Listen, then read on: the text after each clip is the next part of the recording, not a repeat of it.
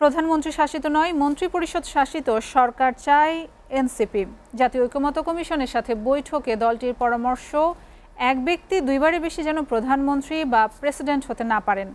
এছাড়া সংবিধানে আদৌ কোনো মূলনীতি থাকার দরকার কিনা তা নিয়ে প্রশ্ন তুলেছে দলটি। সাজ্জাদ জাহানের প্রতিবেদনে দেখুন বিস্তারিত। জাতীয় ঐকমত্য কমিশনের সাথে সংসদ ভবনের এলডি হলে সংস্কারের ১৬৬টি সুপারিশের উপর মতামত জানাতে শনিবার জাতীয় নাগরিক পার্টি এনসিপির দিনব্যাপী বৈঠক অনুষ্ঠিত হয়।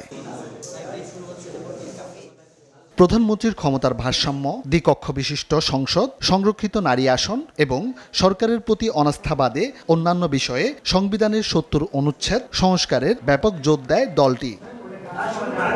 ৫ ঘণ্টাব্যাপী বৈঠক শেষে এনসিপির আহ্বায়ক নাহিদ ইসলাম বলেন, নতুন করে অনেকগুলো বিষয়ে একমত হয়েছেন তারা। দলটি চায় প্রধানমন্ত্রী শাসিত সরকার নয়, মন্ত্রিপরিষদ শাসিত সরকার। আহ্বান জানাই যে বিএনপি থেকে শুরু করে অন্য যে কোনো রাজনৈতিক দল, আমরা এখনই আমাদের একটি সুযোগ এসেছে যে আমরা একটি রাজনৈতিক সমঝোতার মাধ্যমে আসলে বাংলাদেশকে এগিয়ে নিয়ে যেতে পারবো। এবং বাংলাদেশে আসলে যেটা কখনোই হয় না, যেটা আজকের আলোচনায় আমরা অনেক বেশি জোর দিয়েছি যে শান্তিপূর্ণভাবে ক্ষমতা হস্তান্তর, এটা নিয়েই বাংলাদেশের সকল সমস্যা, যে কিভাবে ক্ষমতা হস্তান্তর হবে। এনসিপি নেতারা বলেন, কোনো দল বা গোষ্ঠীর স্বার্থে যদি মৌলিক সংস্কারগুলো আটকে যায় তাহলে জনগণ আবার রাস্তায় নামবে। এবং জনগণ ৫ই আগস্ট তাদের নিজস্ব জনগণের যে ক্ষমতা, সেই ক্ষমতা কিন্তু দেখিয়েছে এবং সেই রাষ্ট্র কাঠামোর অঙ্গীকার বা আকাঙ্ক্ষা তারা ব্যক্ত করেছে। এবং এখন যদি আমরা তার জনগণের আকাঙ্ক্ষা, গণঅভ্যুত্থানের আকাঙ্ক্ষা, সেটা থেকে যদি আমরা সরে যাই বা কোনো গোষ্ঠী সরে যায়, তাহলে জনগণ যে আবার রাস্তায় নামবে না তার কিন্তু কোনো নিশ্চয়তা নেই। এর আগে দলটির পক্ষ থেকে জানানো হয়, নির্বাচন পেছানোর পক্ষে নয় তারা, তবে গণহত্যার বিচার ও দৃশ্যমান সংস্কারের রোডম্যাপ ছাড়া নির্বাচনে যাবে না এনসিপি। হচ্ছে আমাদের পিসফুল ট্রানজিশন অফ পাওয়ার। আমরা দেখেছি যে রাষ্ট্রের যখনই এই পাওয়ার ট্রানজিশনের একটি সময় এসছে, তখনই হচ্ছে একটি গৃহযুদ্ধ পরিস্থিতি সৃষ্টি হয়েছে প্রতিনিয়ত।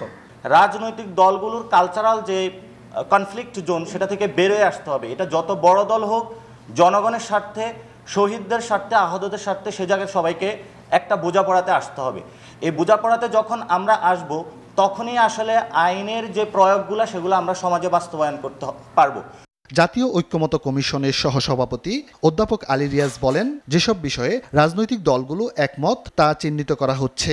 আমরা দেখেছি কি করে গণতন্ত্রের সংগ্রামের মধ্য দিয়ে যে বিজয় অর্জিত হয়, সেই বিজয়কে বিভিন্নভাবে ভুলুণ্ঠিত করা হয়। সংস্কার কমিশনগুলোর পক্ষ থেকে যে প্রস্তাবগুলো দেওয়া হয়েছে, সুপারিশ, সেগুলোর মধ্যে আপনাদের কিছু একমত আছে, কিছু ভিন্ন মত আছে। রোববার বিএনপির সঙ্গে আবারও বৈঠকে বসবে জাতীয় ঐকমত্য কমিশন। নির্বাচনের আগে দলগুলোকে এসব বিষয়ে এক ছাতার নিচে আনার প্রয়াস চলছে কমিশনের। সাজ্জাদ জাহান, এসটিভি, ঢাকা।